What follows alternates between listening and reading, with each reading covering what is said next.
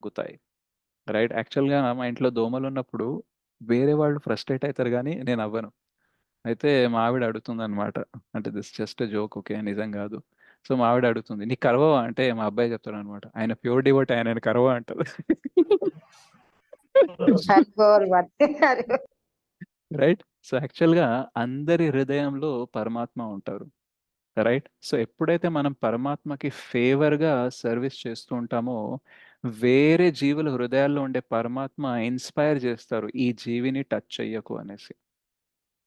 Right. So, first thing ఏంటంటే భగవంతుడు మన వెనకాల ఉంటారు గాబట్టి, ఆ ఎనర్జీ వల్ల వేరే వాళ్ళ దగ్గరికి రారు. రెండోదేంటంటే అందరి హృదయాల్లో పరమాత్మ ఉంటారు గాబట్టి ఫేవరబుల్‌గా బిహేవ్ చేయిస్తారనమాట. రైట్. మనము భగవంతుడి వైపు తిరిగితే మొత్తం ప్రపంచం మన వైపు నిలబడుతుంది. కురుక్షేత్ర యుద్ధంలో మ్యాథ్స్ చూసుకోండి. పాండవులకి